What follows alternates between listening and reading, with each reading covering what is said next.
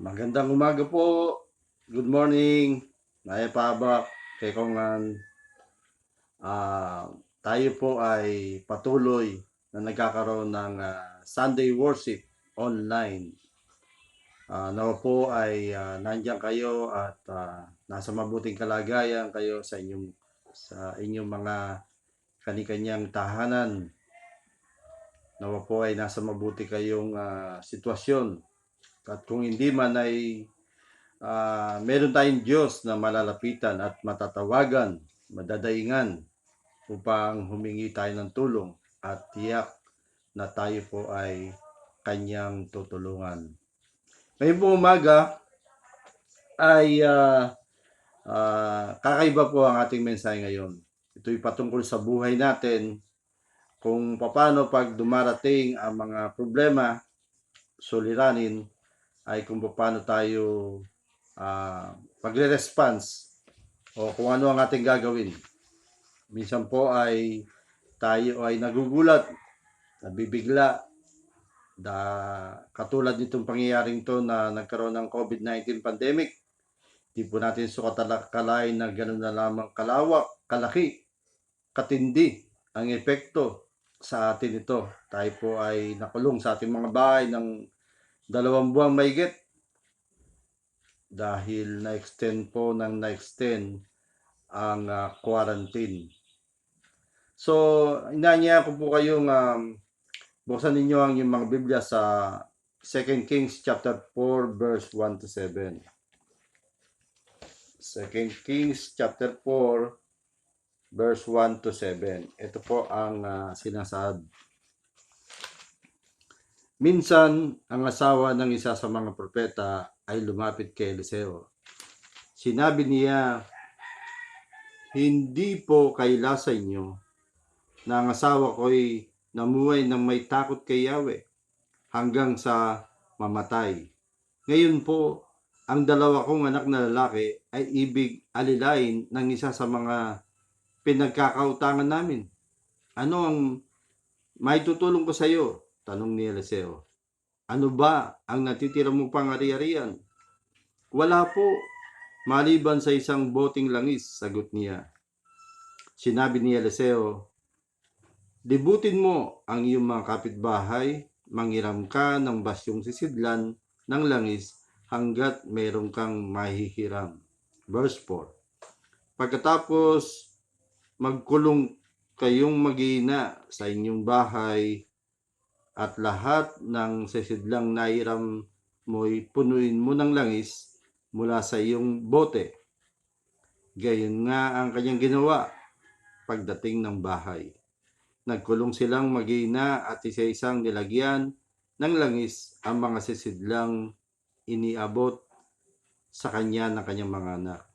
Hindi alam ng ina na puno ng lahat, kaya sinabi niya, abutan pa ninyo ako. Puno na pong lahat, sagot ng kanyang mga anak, at tumigil na ang tulo ng langis. Huling talatang 7. Pumunta siya kay Eliseo at isinalaysay ang nangyari. Sinabi nito sa babae, ipagbili mo ang langis at bayaran mo ang iyong mga utang, ang matitira ay gamitin ninyong mag-iina. Pagpalain po ang pagkabasa ng kanyang banal at makapangyarihang salita. Tayo po dumulog sa Diyos sa panalangin. Dakilang Diyos, aming Ama, marami pong salamat sa umagang ito ng araw ng pagsamba. Bagamat kami nasa kanya-kanyang tahanan, hindi po limitado ang iyong pagkilos, ang iyong makapangyarihang pagpapala sa bawat isa sa amin.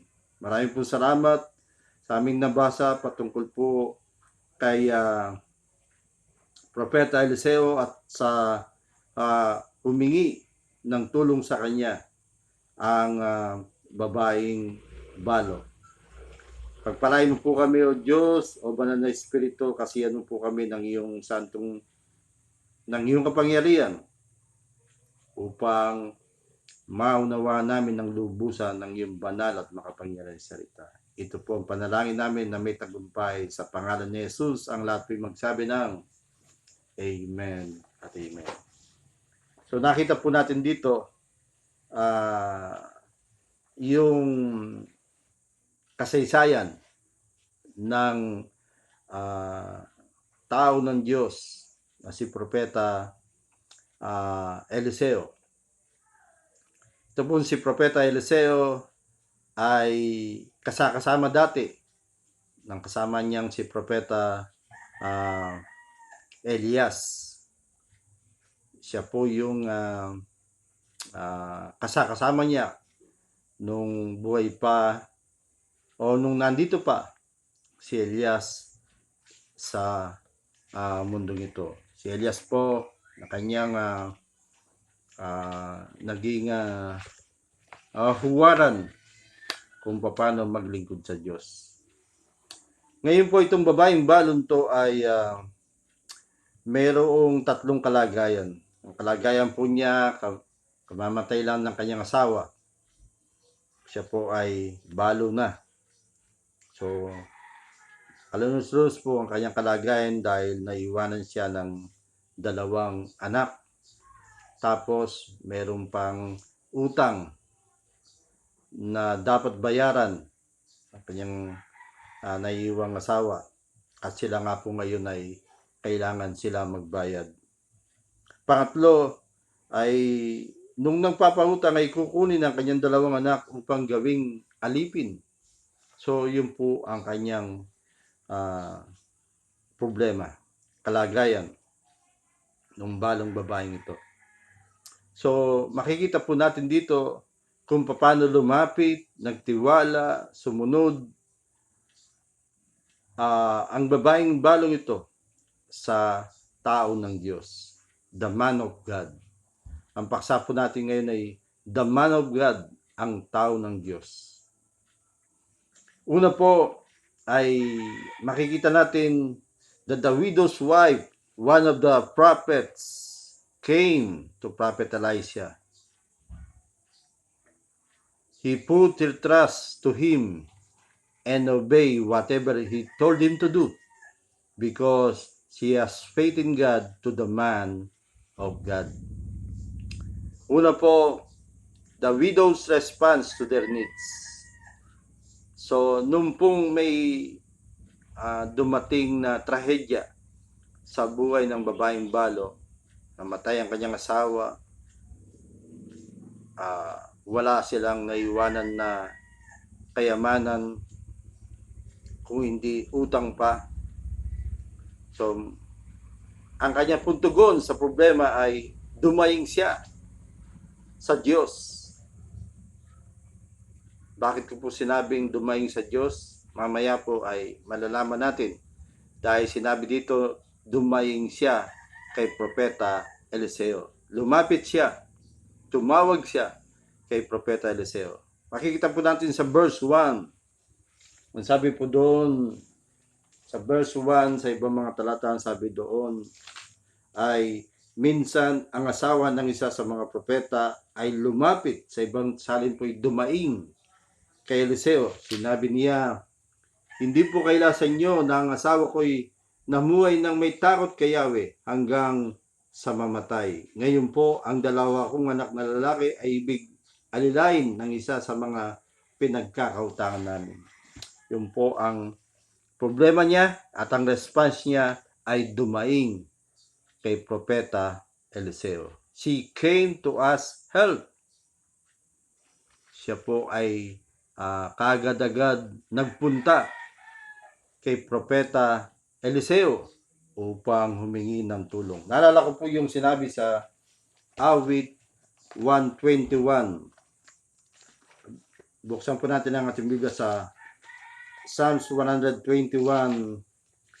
verse 1 to 8. Patungkol po sa paglapit natin sa Diyos. Ang sabi po dito, sa gawi ng bundok, tumitingin ako, saan manggagaling ang aking saklolo?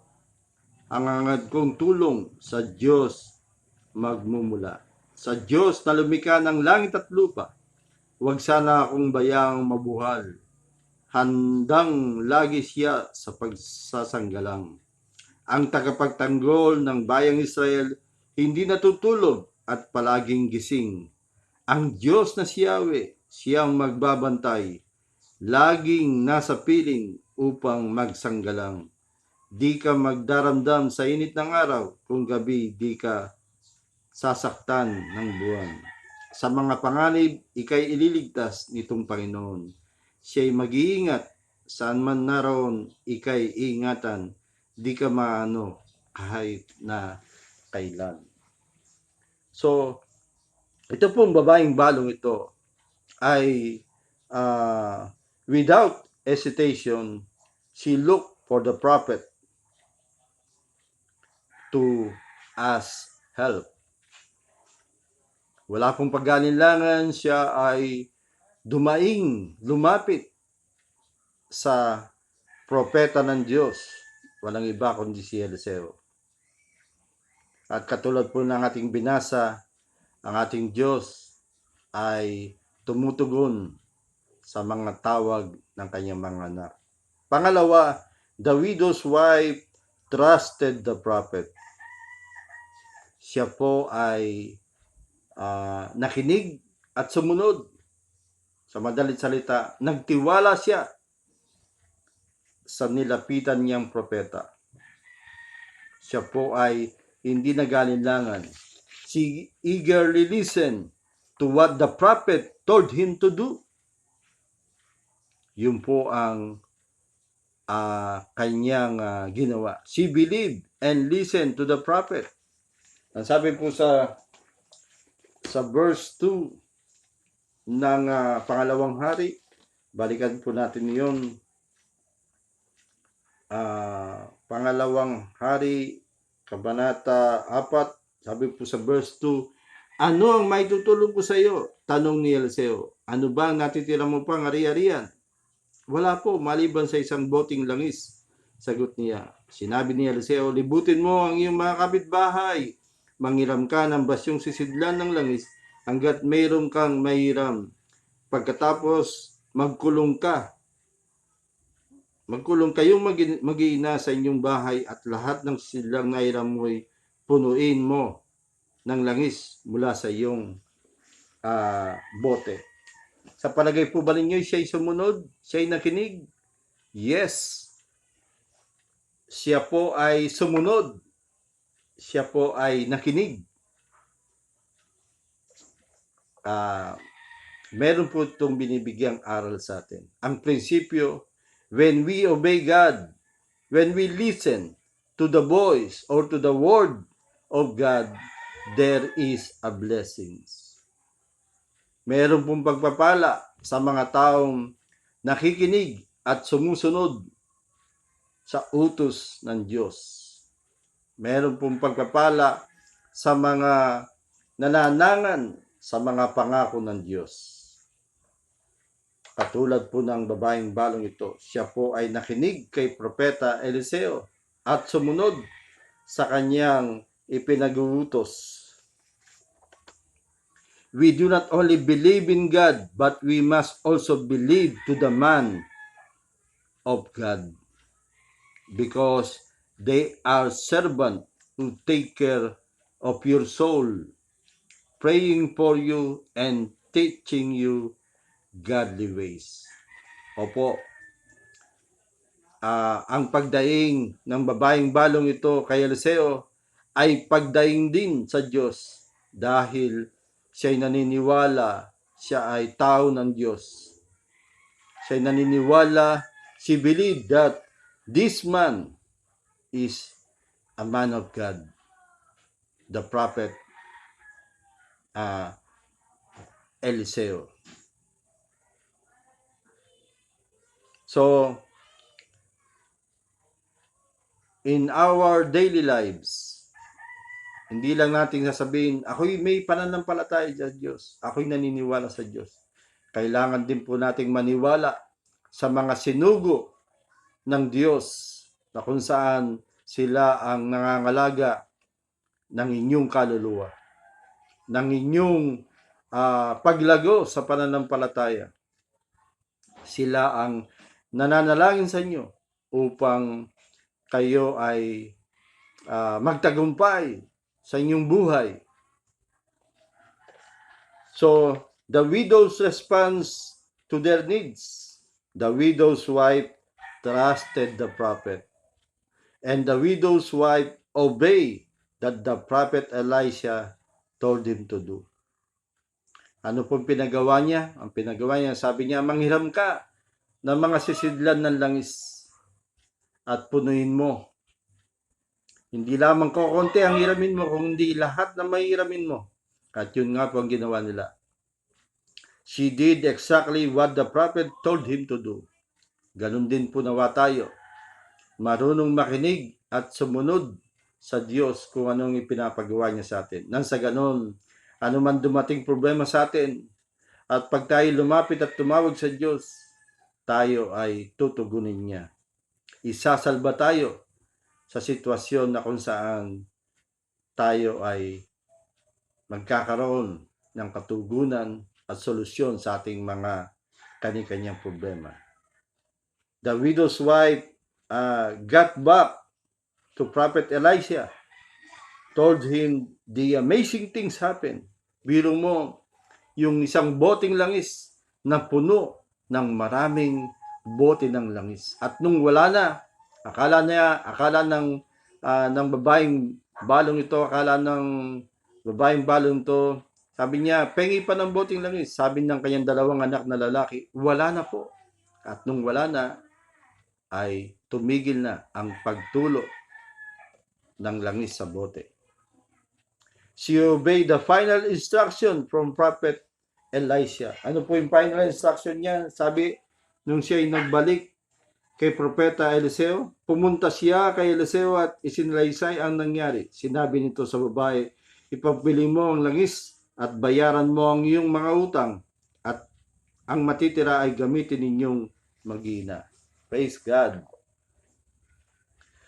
sa nangyari sa babaeng balong ito na natugunan ang kanyang pangangailangan sa kabila ng pagkakautang ng kanyang namatay na yumaong asawa, ay mayroong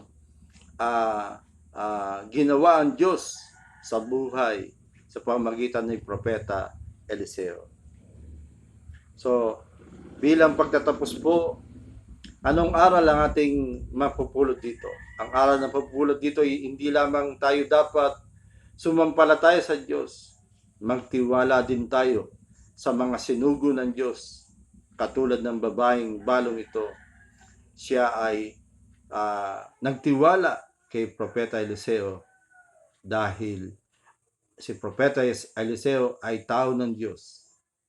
Hindi siya nag-alinlangan. Maaring itong babaeng balong ito ay pwedeng lumapit sa ibang mga tao. Pwedeng mangutang uli para bayaran ang mga utang. Pero hindi po yun ang kanyang ginawa. Kung hindi, dumaying siya sa Diyos. Ang sabi po sa NIV version, he cried out to Prophet Elisha. Parang sinasabi natin ngayon, he cried out to God. When problems arise, we must cry out to God. Amen? Tayo po ngayon ay dumulog sa Diyos sa panalangin. Dakilang Diyos, aming Ama, marami pong salamat sa iyong mga salita. Sa kasaysayan ni Propeta Eliseo, ang babaeng balo ay lumapit sa kanya at tumingi ng tulong. At bilang propeta ng Diyos o tao ng Diyos, ay binigyan po siya ng wisdom kung paano gagawin ng babaeng balong ito. At alam po namin at nakita namin kung paano solusyonan, tugunan ang pangangailangan ng babaeng balot at dalawa niyang anak na lalaki. Sila po ay pinagpala mo nung makinig sa iyong lingkod, sa iyong propeta, sa tao ng Diyos, walang iba kay Propeta Eliseo. Tulungan niyo po kaming matutong magpasakop sa mga namiminuno sa amin sa iglesia, sa mga leader ng iglesia. Matuto po kami makinig at sumunod sa mga ipinag-uutos nila sa amin. Matuto po kaming lumapit sa kanila, magsabi ng aming mga problema at pangangailangan upang kami bigyan ng solusyon, payo, advice sa mga problemang dumarating sa aming buhay. Salamat po, Diyos. Pagpalain niyo po ang lahat ng Christian leaders, lalo higit sa si Joel Tanawan. Pagpalain mo po, Panginoon Diyos, ang leaders ng iglesia, ang bawat leader ng iglesia. Patuloy, O Diyos, naway magtiwala kami sa kanila dahil sila'y mga lingkod mo, mga tao mo. They are the man of God, the men and women of God. Thank you, God. We bring back all the praises and thanksgiving. In Jesus' name we pray. Everybody say, Amen and amen. Praise God.